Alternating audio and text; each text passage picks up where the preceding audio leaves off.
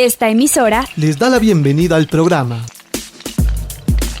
Encuentros con la Filosofía, para conversar poniendo en duda nuestras certezas, con la participación abierta de profesores de la Universidad Politécnica Salesiana, de la Universidad Central del Ecuador, de la Universidad Andina Simón Bolívar.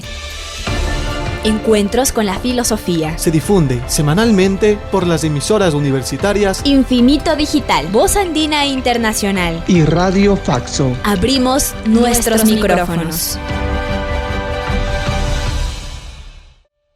Bienvenidos y bienvenidas al programa semanal Encuentros con la Filosofía. Les saluda Edison Aguilar Santa Cruz. Encuentros con la Filosofía propone, con la colaboración de docentes universitarios, abordar en media hora un tema de la vida cotidiana desde una perspectiva filosófica. Saludo a Luis López, con quien compartimos la conducción del programa. Hola Edison, muy buenos días. Te saluda Luis López. Es un gusto encontrarnos una vez más en este espacio de encuentros entre la vida cotidiana y la filosofía. Siempre es importante repensar la existencia humana desde la filosofía, y más aún precisamente cuando continuamos viviendo situaciones de alta incertidumbre ante la pandemia. También saludo, por supuesto, a Karina Torres y a Carlos Minango, quienes desde Voz Andina Internacional, con los medios virtuales, hacen posible estos encuentros. Agradecemos y damos una cálida bienvenida al invitado de esta semana, Edison Paredes Huitrón, quien es magíster en filosofía, docente de la Universidad Andina Simón Bolívar, sede Ecuador, y de la Pontificia Universidad Católica del Ecuador. Sus intereses investigativos están centrados en temas de epistemología, lógica, teoría social, teoría política, educación popular, entre otros. Bienvenido, Edison.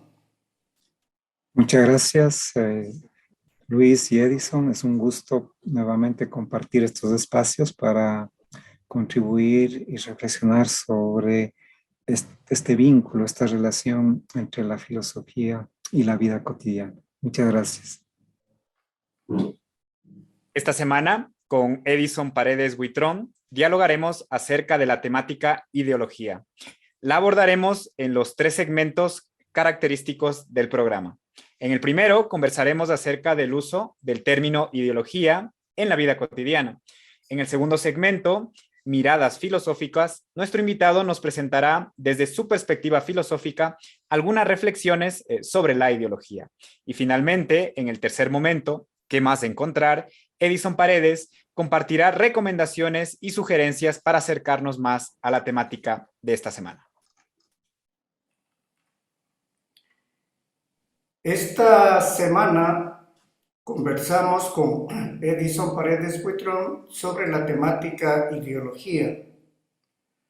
Cotidianamente, cada vez con más frecuencia, escuchamos y vemos, especialmente en los medios de comunicación y en las redes sociales, maneras despectivas de referirse al término ideología para rechazar declaraciones o argumentos diferentes a un determinado punto de vista defendido como racional y contemporáneo.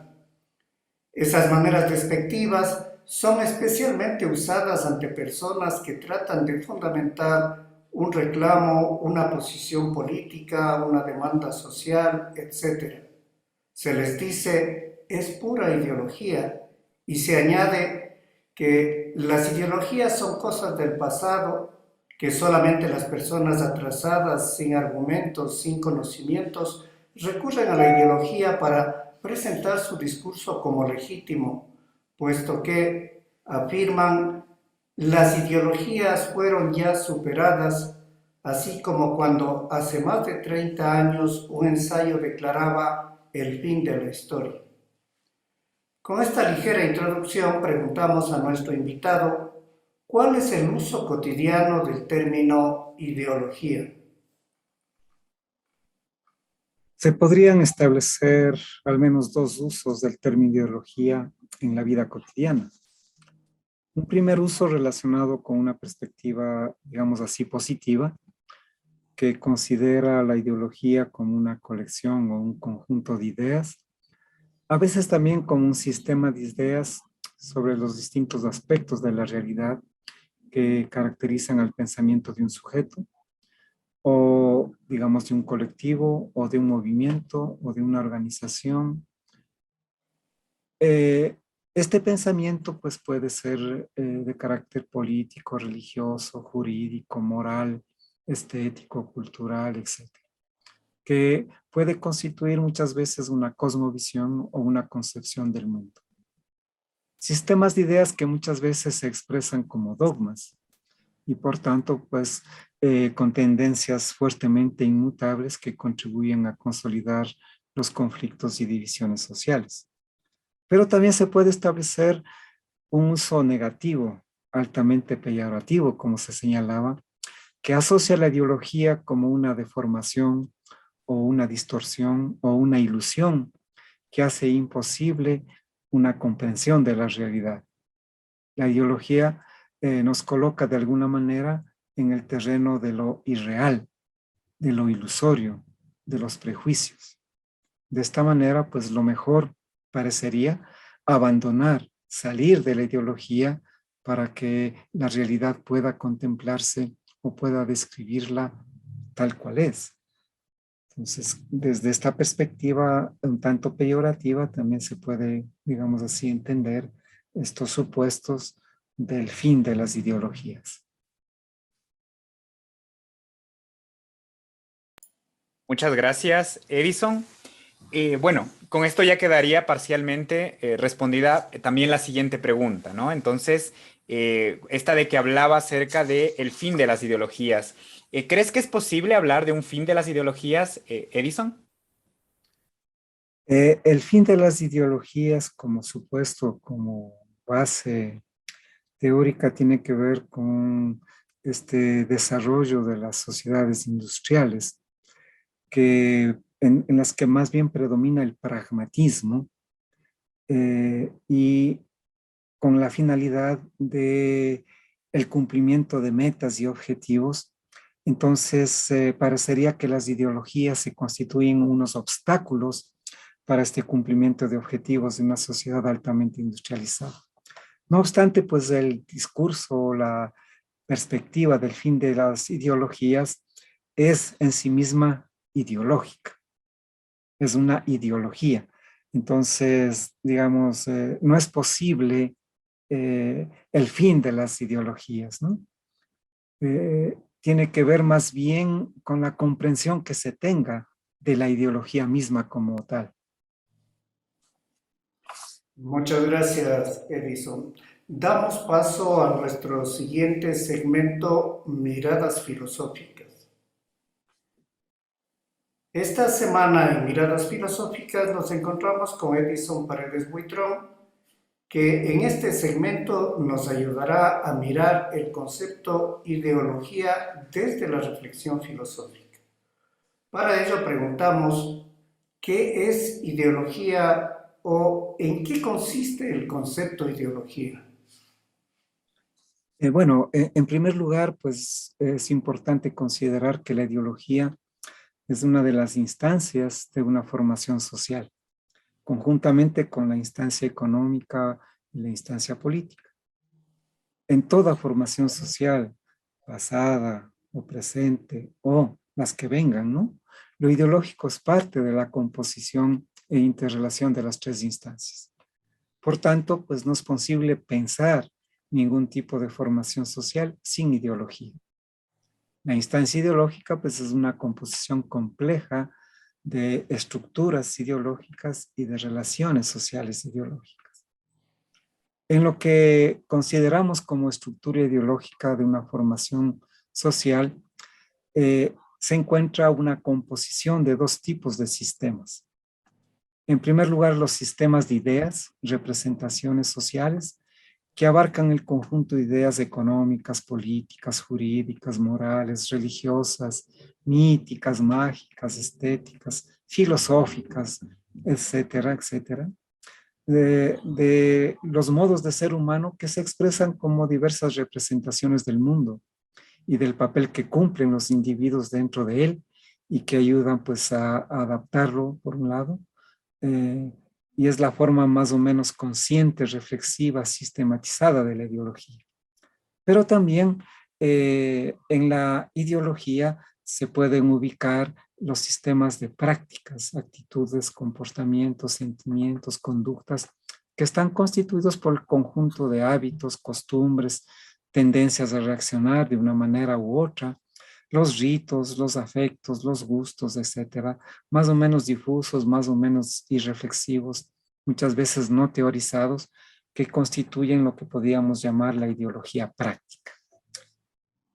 Las relaciones entre estos dos sistemas son complejas, que pueden ir desde la identidad total o parcial a la contradicción entre los sistemas de ideas y los sistemas de las prácticas. Estos sistemas de ideas, de comportamientos y prácticas constituyen pues la ideología, y estas ideologías van a generar formas discursivas que justifican las distintas prácticas sociales. De esta manera, lo fundamental de la ideología es que posibilita a los individuos sujetos representarse de manera imaginaria las relaciones con sus condiciones de vida, con su mundo, con la realidad en la que se encuentra. En la ideología no se representa directamente la realidad, sino de manera imaginaria la relación con la realidad. Así, podríamos poner un ejemplo. En la ideología religiosa, los sujetos no se representan de manera directa a lo sagrado, no se representan de manera directa a Dios, sino de manera imaginaria las relaciones con lo sagrado, las relaciones con Dios. Y estas representaciones pues van a generar discursos que justifican sus respectivas prácticas religiosas. Y lo mismo pasa con todo tipo de ideología, con las ideologías políticas, con las ideologías económicas, con las ideologías estéticas, etcétera, etcétera. Entonces, los sistemas de ideas y prácticas, comportamientos, conductas, sentimientos, no se sostienen sino en el marco de determinadas relaciones sociales, que son relaciones sociales también ideológicas. Los individuos, los sujetos, nos relacionamos entre nosotros y entre nosotras en función también de determinadas ideologías teóricas y prácticas, ¿sí? Y estas ideologías que establecen los sujetos, los grupos, los sectores, los colectivos, las clases sociales, se van enmarcando en función de sus situaciones, condiciones y posiciones ideológicas. Entonces, las ideologías, en tanto que sistemas de ideas y de prácticas sociales, son fundamentalmente inconscientes y se expresan en los diversos modos del lenguaje. No necesariamente nuestras prácticas y nuestras concepciones tienen un nivel alto de conciencia, más bien son muy inconscientes. Muchas gracias, Edison. No sé si nos puedes iluminar un poquito más acerca de cómo funciona la ideología, cómo opera. Bien, la ideología funciona a través de un mecanismo que se le conoce como de interpelación-reconocimiento. Las ideologías en este sentido llaman, nombran, convocan al sujeto, al individuo, y éste responde al llamado. Al momento que responde al llamado, se constituye en sujeto, se reconoce, adopta determinadas identidades y asume roles, lugares y funciones asimilados como si fueran naturales. La interpelación, pues, supone una relación. La ideología de esta manera se expresa, por un lado, en la relación de un sujeto con un otro sujeto, con un semejante. Pero también este sujeto, por otro lado, se relaciona con un gran otro, con mayúsculas que se dice, ¿no? Entonces, la existencia humana es una expresión relacional. Nos constituimos como sujetos por la relación con nosotros. Así, por ejemplo, cuando un padre o una madre le interpela, le llama, le nombra al otro, y éste responde al llamado con un gesto, con un sí, o con qué, o con un mande, queda constituido en sujeto hijo o hija, con determinadas pues identidades, con lugares, con roles y con funciones en el núcleo familiar, por ejemplo. ¿Sí? Asimismo, por ejemplo, cuando como maestros o maestras le interpelamos, le llamamos, le nombramos a otro y este responde al llamado con un presente, por ejemplo, cuando tomamos lista, ¿sí? Un aquí, queda también constituido como un sujeto estudiante. Y este sujeto así constituido tiene una determinada identidad, ocupa lugares, roles y funciones en el sistema escolar, ¿no es cierto? Igualmente, cuando un empresario interpela, le llama, le nombra al otro y éste responde al llamado con un gesto, con un sí señor, con un mande, queda constituido como un sujeto obrero, por ejemplo, obrera, también con determinadas identidades, lugares, roles, funciones dentro del sistema fabril. Y así con todos este tipo de relaciones que establecemos los sujetos con otros, ¿no? En las relaciones de amistad, en las relaciones afectivas, en las relaciones económicas, en las relaciones políticas, funciona este mecanismo de interpelación. Pero no solamente tenemos relaciones con otros como semejantes, sino también con estos otros con mayúscula, con estos grandes otros que también nos interpelan, nos nombran, nos llaman y respondemos a ese llamado. Así, por ejemplo, Dios puede ser un gran otro que nos llama y al rato de responder a ese llamado nos constituimos en sujetos feligreses, por ejemplo, ¿no es cierto? Con una determinada identidad religiosa, capaces de dar la vida por esa religión, también con roles, con lugares y con funciones asignadas justamente por esta divinidad. De igual manera, el Estado puede ser un gran otro, y particularmente el Estado moderno, es un gran otro que interpela, que nos llama, que nos nombra, y al rato de responder al llamado, los individuos nos constituimos en sujetos ciudadanos y ciudadanas, que también podemos dar la vida por ese Estado, ¿no es cierto? Con determinados deberes y derechos, con roles, lugares y funciones asignadas por esta estructura política.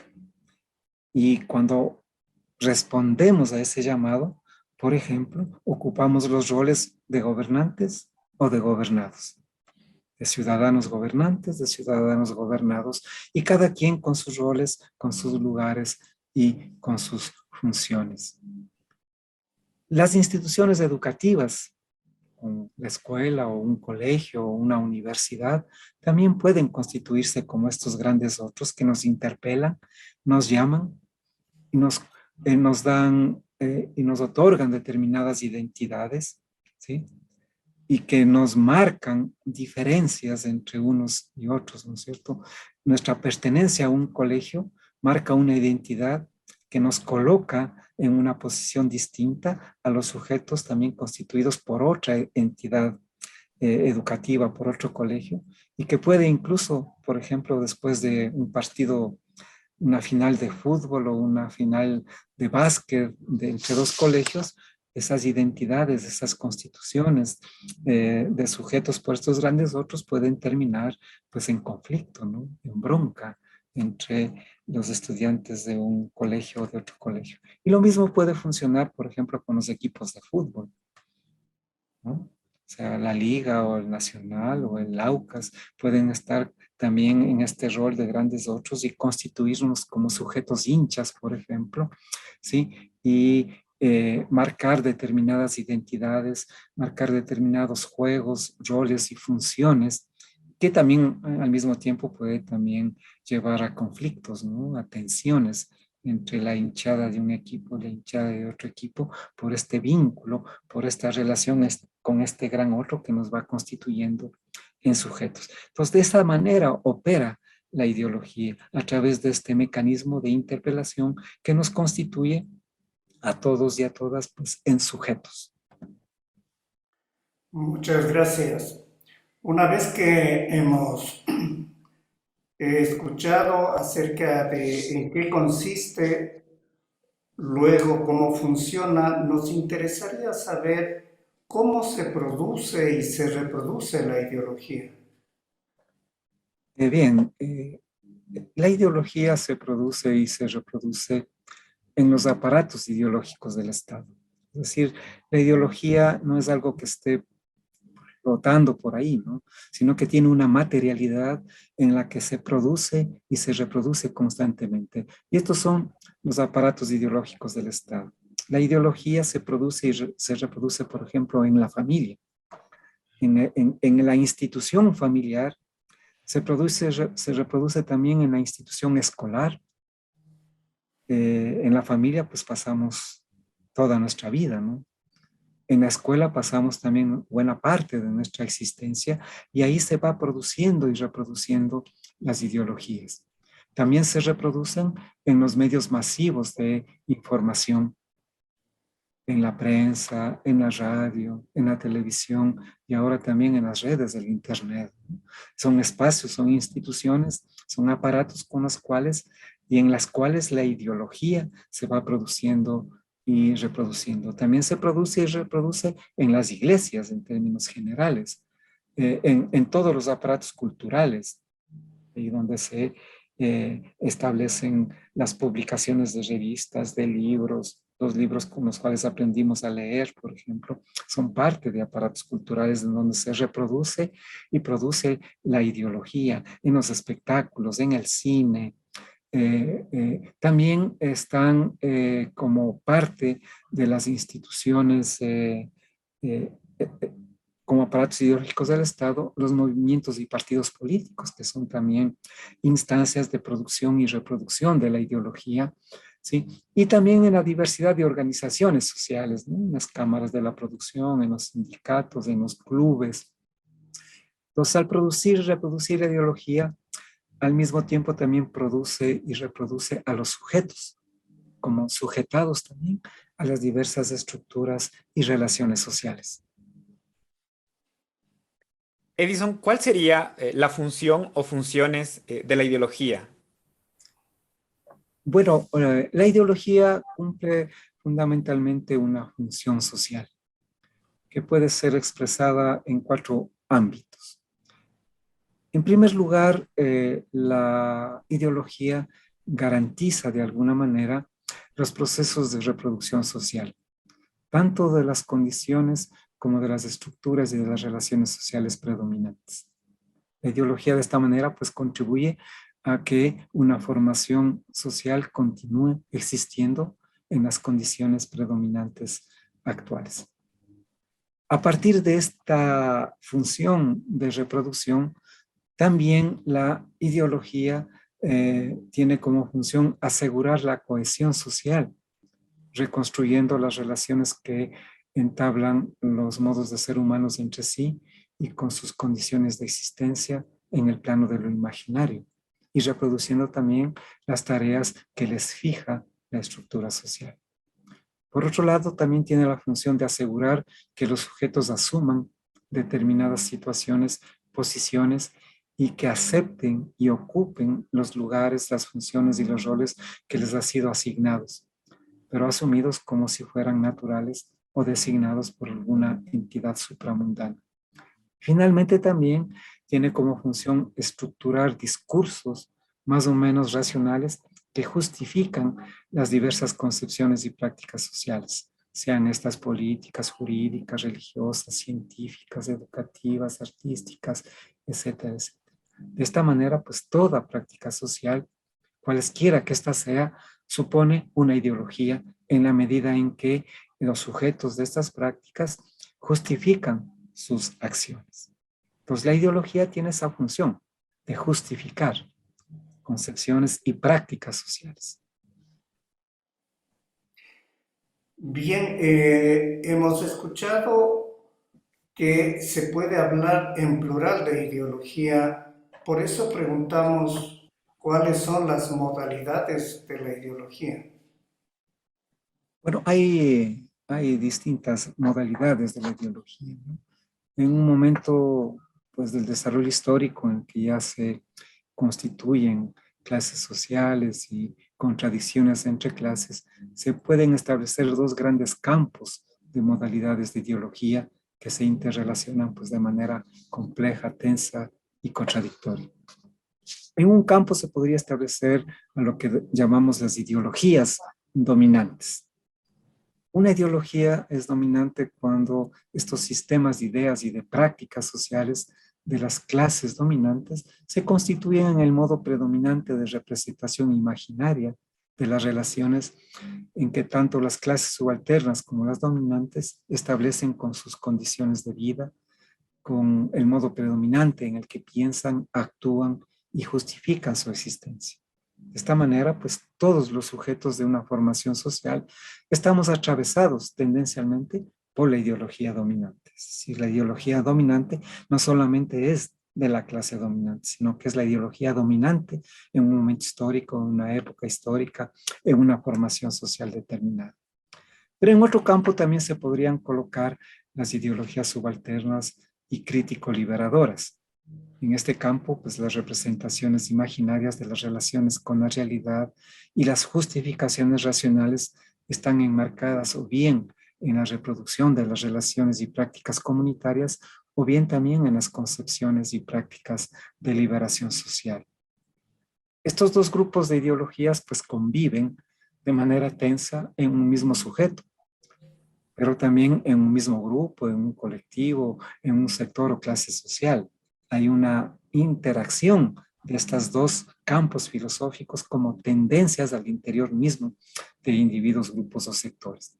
Entonces, la tensión entre ideologías dominantes e ideologías comunitarias y crítico-liberadoras se desarrolla en una coyuntura específica de lucha de clases, de lucha de fuerzas sociales en el plano de las ideas y de las prácticas sociales.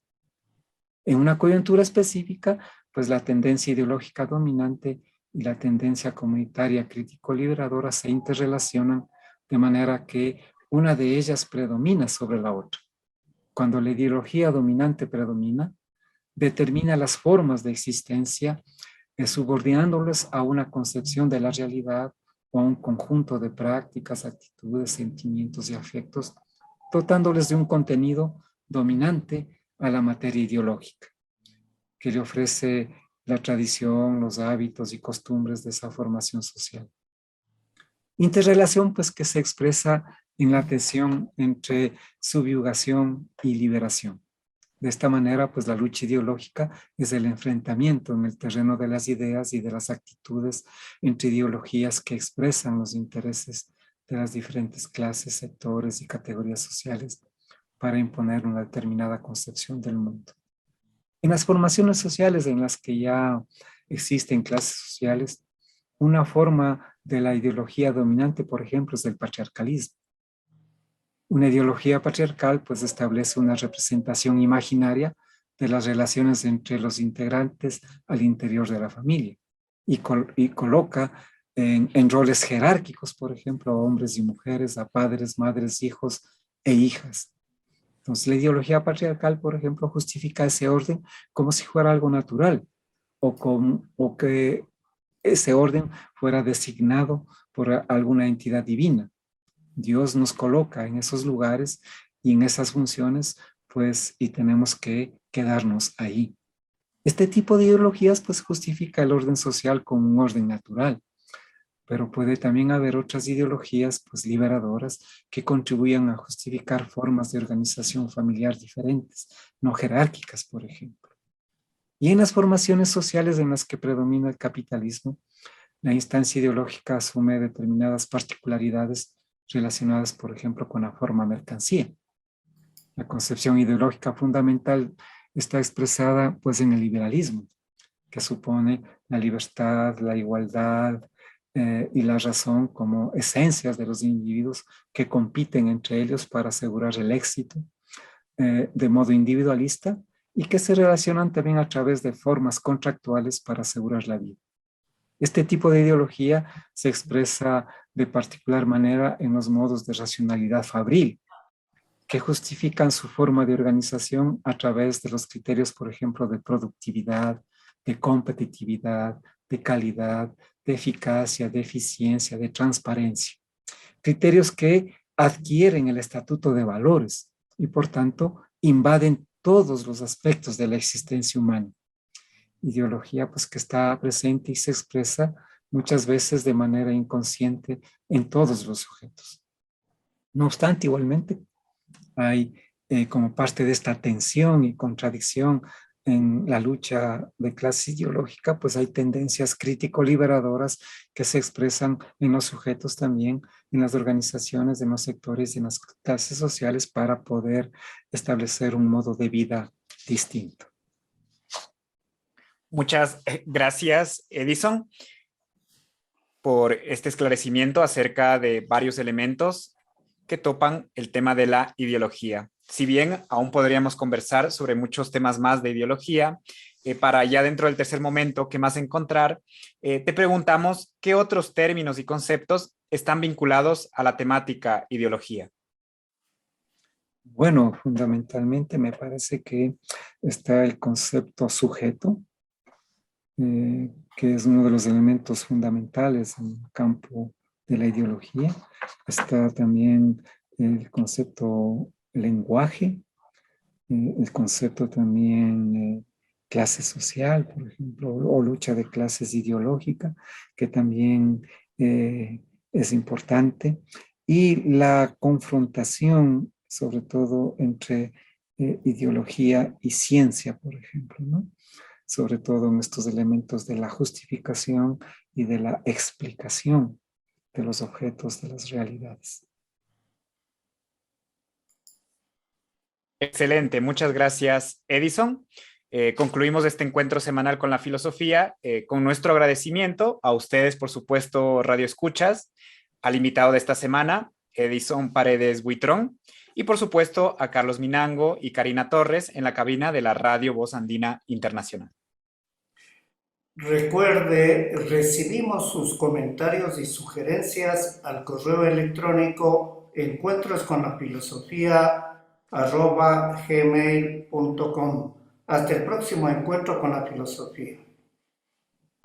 Agradecemos su sintonía a Encuentros con la filosofía. el programa que impulsa el filosofar como acción compartida desde las radios universitarias.